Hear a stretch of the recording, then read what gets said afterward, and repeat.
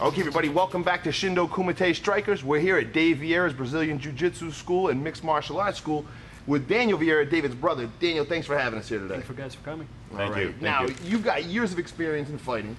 Brazilian Jiu-Jitsu is your main discipline, but then you guys wanted to get into the cage and go ahead and improve your discipline, but of course you had to go with some stand-up. So why was it you guys gravitated to the Muay Thai instead of like a boxing or a Taekwondo or something like that? Yeah, my brother has been training Brazilian Jiu-Jitsu since he was a teenager, so that's all he knew once we got into the U.S. The school has been open for 3 years, and when we decided to get into MMA, that's all he had. You know, it was a ground fighting. He had 4 fights. You know, thank God he won all 4 fights. He ended undefeated. But then he decided to go to Brazil, and he's been spending a whole year just training stand-up, Muay Thai. And I think that was probably the smartest decision he ever had. Exactly, I could see that because of, you know, a guy with such good jiu-jitsu. A fighter going in says, look, this guy's going to have great jiu-jitsu, maybe I can work something else. So he probably did the best thing he could by keeping himself working his head moving, his foot moving with the Muay Thai. Absolutely, Anthony, and thank you very much again for having us here today, and we appreciate it greatly for your time. And yes, you know, to understand Muay Thai is a very important element. I'd like to really ask you this question that probably audience think in their head that how effective it is and beneficial it is to understand Muay Thai striking, stepping into any MMA or cage fighting. And that's very important for a lot of audience probably have that question in their mind. You coming from a Brazilian Jiu-Jitsu background, having years of experience in that field itself. Yeah, like I said, my brother has been doing that forever, and when he started fighting MMA, that's one thing he saw, you know, what happens if I can't take the fight to the ground? What happens if the guy, you know, it's really good defending jiu-jitsu, I'm gonna have to fight to stand up. And you know, Muay Thai is best, you know, you have the knees, you have the elbows, the kick, punch, it's just a complete, you know, and then you can use that standing up on the ground with the ground and pound, just a perfect, you know, martial arts for the stand-up. That's why we picked that. You brought a great point. You says that if you're great grapplers or jiu-jitsu background, if you have a hard time with a guy who's really know how to use his striking capability and really master of his striking, the timing, because you know, being a fighter is when you go into cage fighting a guy who wants to take you down to the ground, your strike change a little bit, the maneuver a little bit changed when you're fighting somebody just going to strike. So your short punches are short, your kicks are short, your timing has to be different. So if somebody really know there was a stepping stone, it's going to be very difficult for an individual who wants to take you down the ground. I mean, you saw a fighter like Patrick Berry, some of the greatest striker right now, is stepping into the octagon and competing. And you know, fighting somebody like that who can really pack a hard shin kick on knees or overhand right, that can be very dangerous. So you have to understand all of that great elements. And the good point here about a lot of times in an MMA fight, because of the fact that you have the fingerless gloves where you can close your fist down, sometimes it's just one punch. That's all you have to really land sometimes because you can pack such a wallop with it. So it would definitely benefit anybody, any fighter out there to learn Muay Thai because you're one punch away from getting knocked down. Well, there's multiple aspects that you really have to watch out when you're fighting. One is you have to worry about the guy can hit you hard. Another one is, can you take the hit? Exactly. That's another important element. If a guy threw a hard shin kick, and he has done hundreds of fights of Muay Thai fighting, he's going to throw hard kicks, is your shin, is your thighs are able to take those abuse.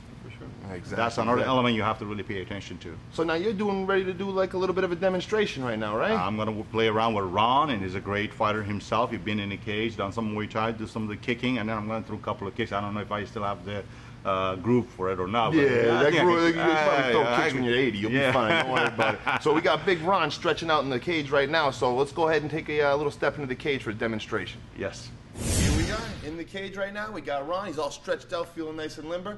Mehrdad, he's got his Thai pads on right now, and they're going to go through a couple of different combinations or different sequences that definitely Mehrdad feels would benefit any fighter. Definitely in the cage. Some of the stuff that he's going to show you right now is stuff that you don't really see it. The rules are there for it, but sometimes we just don't see it. Absolutely. Speaking of like the elbows, like the short elbows. Definitely. I don't get to see, as a striker background for many years, I don't see, and also wrestling background, I don't see a lot of good elbows and a lot of parry out, a lot of short shin kicks to the legs.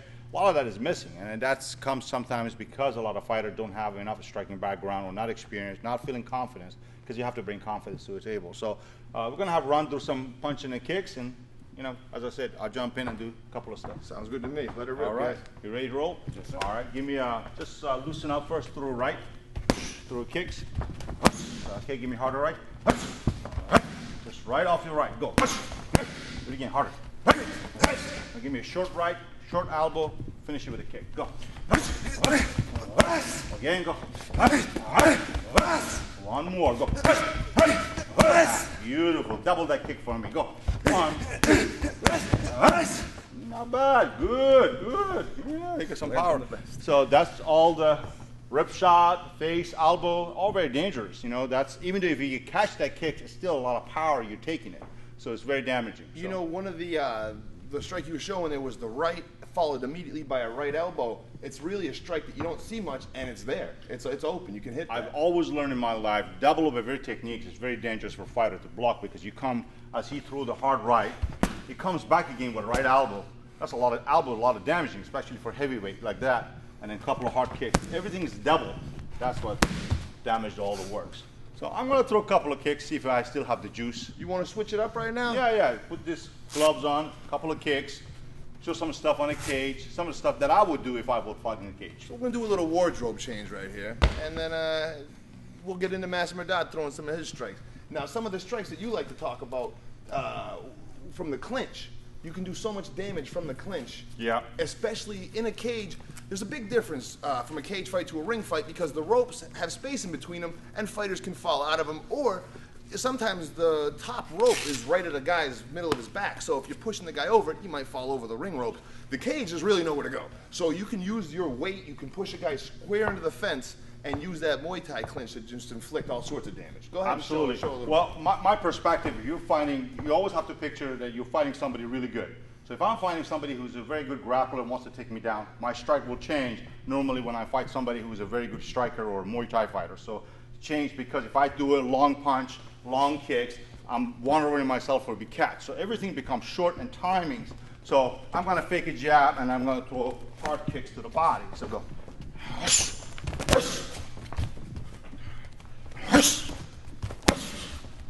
Double it up.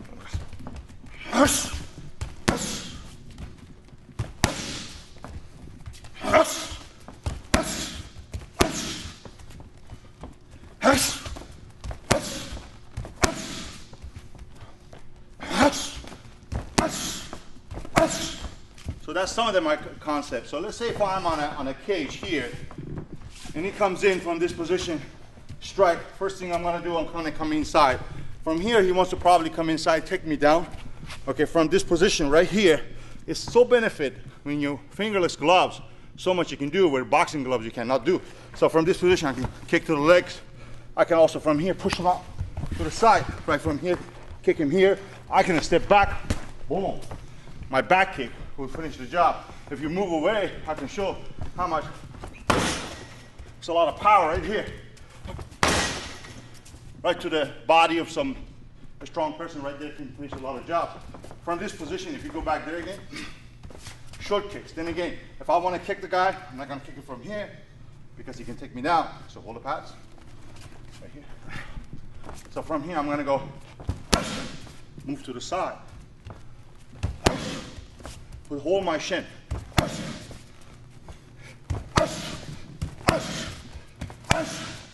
Pull the whole body to it.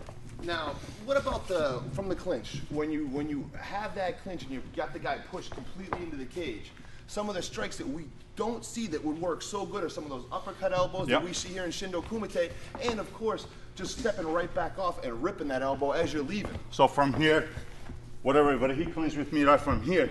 Let's take this out for a second. So if he comes from here, I got to keep these hands in and push this out. From here, see? Right here, boom. And then push. So right from here, elbow. Push it up.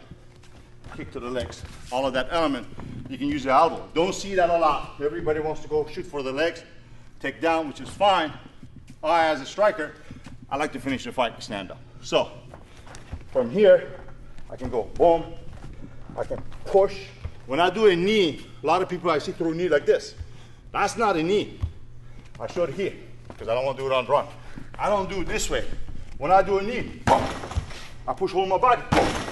And what I do with him, see what I do with him? I'm pulling him in, faking him to come in like he wants to come to my legs, but he's not understanding. Boom, driving my hip into it.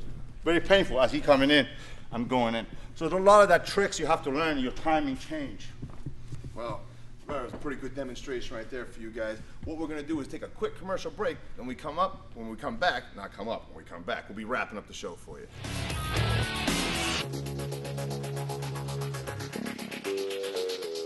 Okay, that's a wrap for this week's episode of Shindo Kumate Strykerz. I want to thank Daniel Vieira for opening up the school today, letting us get in here and use the cage. And Ron, we got a bucket of ice over there. I know you got couple little sore bumps and bruises from the master tearing into you, so appreciate it. We'll take care of them bumps and bruises for you. Now, if anyone who wants some information on Shindo Kumate, make sure you get on the internet, log on to shindokumate.com. It's got all the information that you guys want in the world of Muay Thai and stand-up fighting.